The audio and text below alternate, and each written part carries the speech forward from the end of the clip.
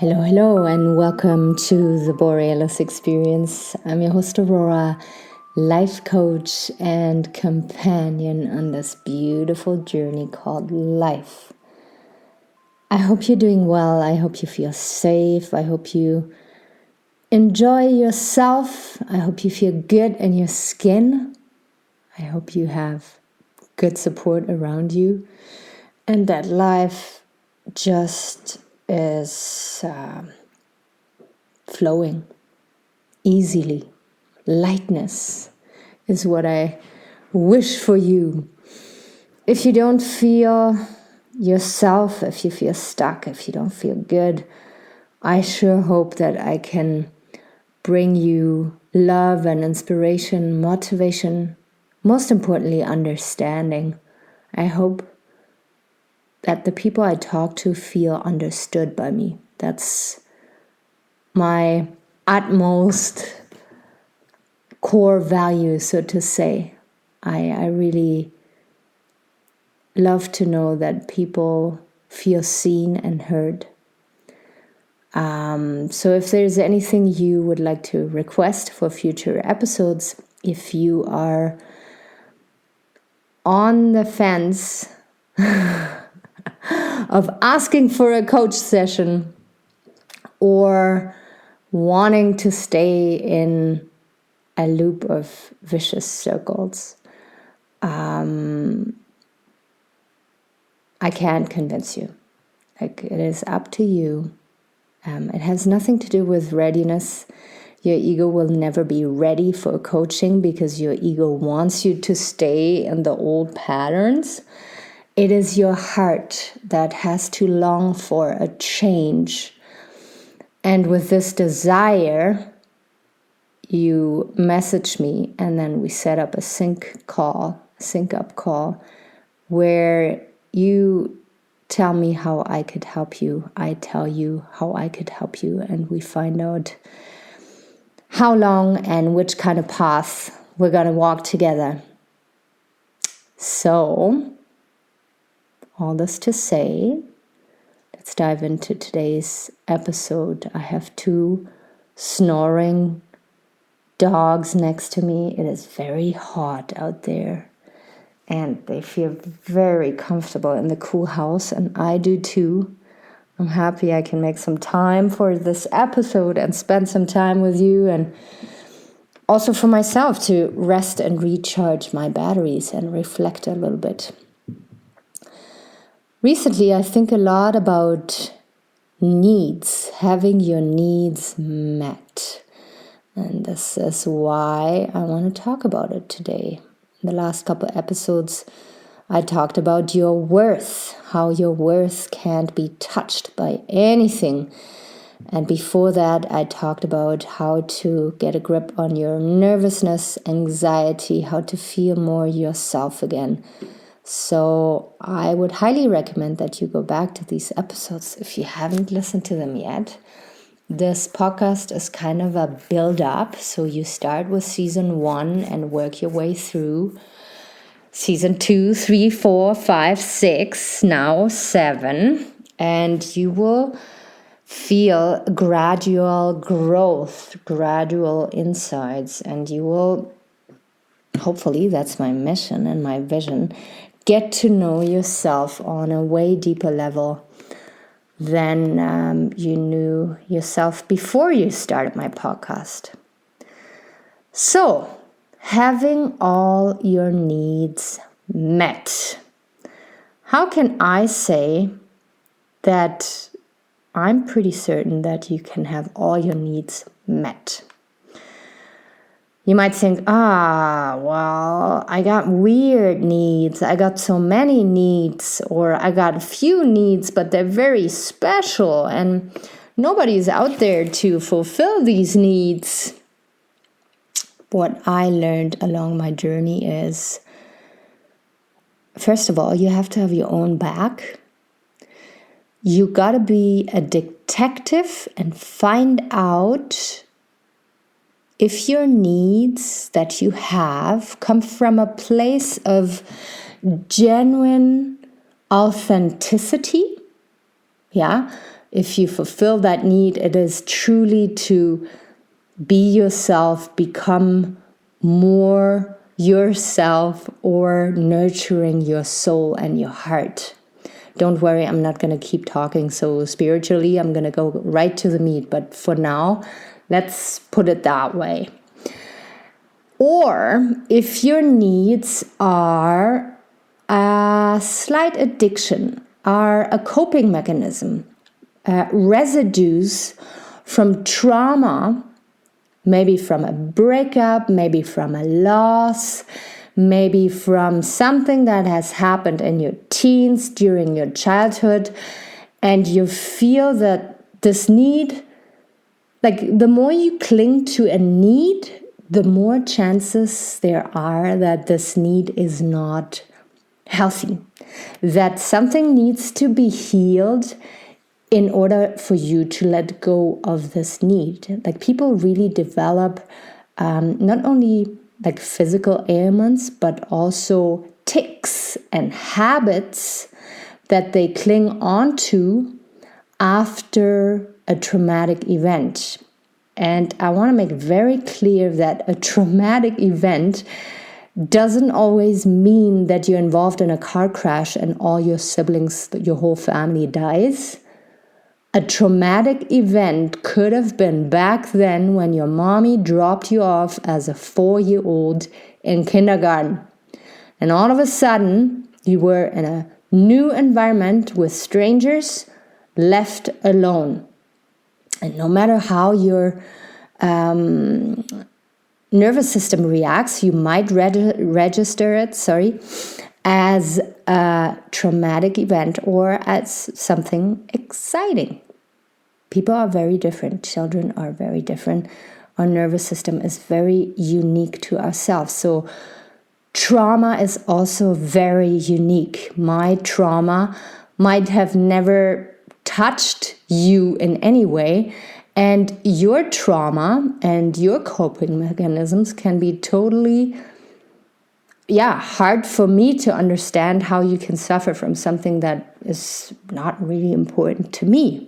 Yet we have to have that empathy to understand that people are wired very differently, even our siblings.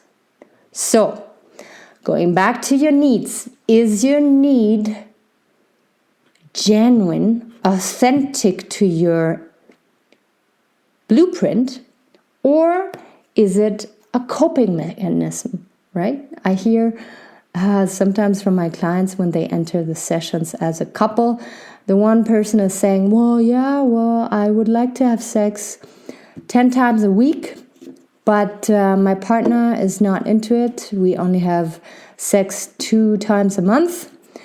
And I don't really like this. I need something else.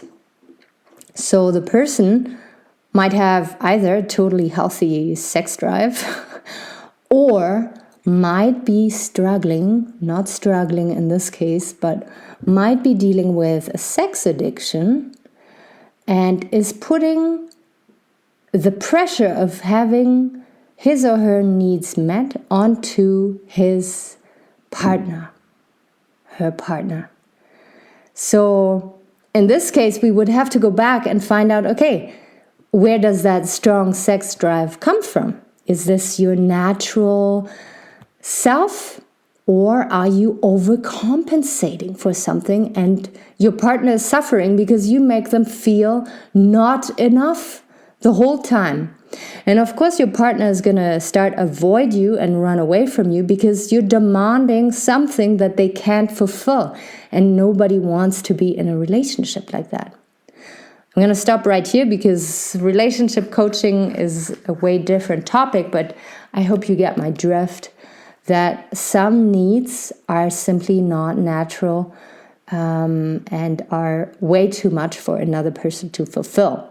In a relationship, we're not in a dependency, but in an interdependent relationship where we need each other, but we can't abuse each other to fulfill each other's needs. We have to be very conscious about Who we are, once again, the better you know yourself, the healthier relationships you will have, because then you will exactly know, shit, I'm dealing with a sex addiction, and I have to be careful to not overwhelm my partner. I have to find a way to heal and to set expectations that are healthy towards myself and towards others. So, first thing, you look at your needs. Second thing, once you've done the detective game, you need to look at how you can fulfill your own needs. And now please don't roll your eyes, because I did that for probably a decade or longer. I thought, I just can't fulfill my needs. I need other people. I need friendship. I need relationship. I need romance.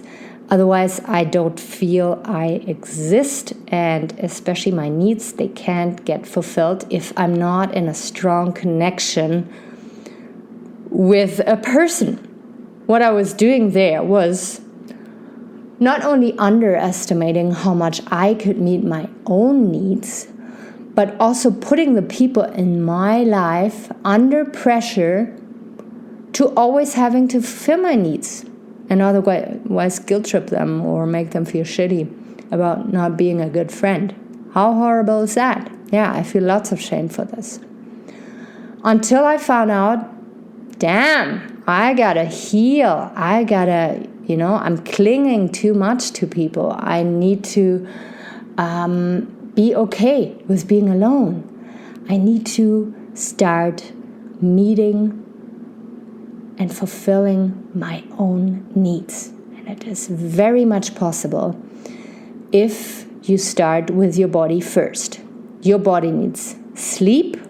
Most importantly, if you don't get enough sleep, please go see a therapist, a doctor. Ask me questions. Sleep is so incredibly essential. Next, you need water, you need food, you need shelter. You need to feel safe and good in your environment. And if up until now you realize, shit, I'm not even fulfilling those basics, you have to start there. Because your body will keep signaling you that you're not doing enough and that you are not in balance, not healthy. And this will deeply affect your mind. We go further into your relationships. Do you feel supported? Do you feel seen? Do you feel heard? Do you feel understood? Do you have friends that you can have fun with, but also talk real talk? Are you close to your family? Did you make peace with your family? Or are you running around, escaping from family events and feeling like there is a huge hole inside of you because nothing really could replace your family so far? So do you need to work on forgiveness? And then we go further into your job, your workplace, because you spend so much more time at work than sometimes with your family and friends. How satisfied are you there? Are you chasing and pursuing your purpose, your dreams, or are you just getting the job done for a paycheck? Right? The more we have our basic needs met and feel good in our life, the less we need. Right? We need so much. We need distractions. We need fancy food. We need junk food. We need alcohol, cigarettes, drugs, when we are not satisfied. But the more we are satisfied, the less we need, the better companions we are as well. So, going back to the list, we were stuck at your workplace. How do you feel in your city, in the town?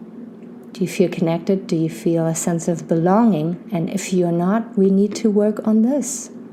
Because if there is a big hole, like in a Swiss cheese, you can only have so many holes. And if you have too many holes, it's just too painful. So we have to fill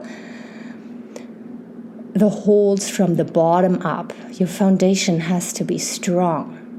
And then you will see that you will get less needy, that you can meet your own needs. And it is from that place that you can be this awesome, radiant person who attracts people that are awesome and radiant and loving and giving.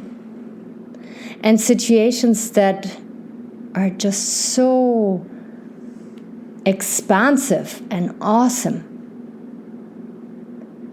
But you have to do the work first. There's no way around. And you cannot run around and expect from your friends to fill your holes because they have their own holes to fill. It is not their job. They were not born to fulfill your needs. You can fulfill them first. And once you know who you truly are, you will meet a person if this is what you want. And then comes the third part, the communication. You will learn how to be extremely confident in communicating your needs. And the person in front of you will know, shit, that person is serious. This is what he needs. This is what he wants from a relationship. Right? You will not be in a position anymore where you're like, oh, thank God this person is dating me and hanging out with me, because I hate hanging out with myself anyways. I want to be distracted by another person, and I want to be serving a person. I want to be a provider. Nobody wants to fill that hole. It's too much. People are going to keep running away, ghosting you. You will not be able to make sense of why people are rejecting you, because you are too much. And I'm really scared of saying this, because I know some of you might be listening and already feeling, I'm too much, my problems are too big, I'm not enough, I suck, I don't find my place in society. But please understand that if you sit with yourself and become really radically honest with the stuff that you keep carrying around or running away from, the stuff that still makes you sad, that you can't let go of, that this is what makes you feel not enough. It is not the people around you. It is not the constant situations that you run into when you feel at the end of the day everybody rejects you and nobody wants you. It is because you haven't done the work on yourself. And at the same time, isn't that so beautiful that you don't need any drugs? You don't need anything outside of you, not even for sex. We haven't talked about sexual needs. You don't need another person to have your sexual needs met. I want to go so far that you don't even need porn. You have your own imagination. You have, chances are, 2 hands, 10 fingers.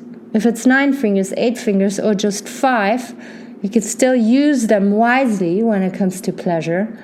And you can learn to pleasure and appreciate yourself on a level that no one ever did before, because you didn't allow them maybe, or maybe they were just not the right fit. You have to give it to yourself first, and then you can go out there and share with other people from a place of self-reliance, where you don't need the other person, but you appreciate the other person. And this is how people are going to stick to you. When they know that they're not fulfilling some kind of weird role, but that they're there because you just love their companionship so much. And you learn from them, you listen to them, and you're just excited to be around them. And it is not some weird notion of, I have to rescue that other person. I have to feel like a provider because otherwise I feel useless. No, you can't do this. You have to meet the person on neutral grounds. And then explore from there which kind of roles you both are interested to play. And during a relationship, that can also change. You just talk about it. You're expressive about it. You notice things and then you talk it out. All right. I'm going to leave you with this. That was a lot. I got really passionate. I love to get passionate with you because I care so much about you. I care so much about people looking at themselves and seeing the mess they're sitting in and then sorting through it, decluttering, and becoming clear and radically honest with themselves. That's the most beautiful thing for me to witness. So I'm going to leave you with this.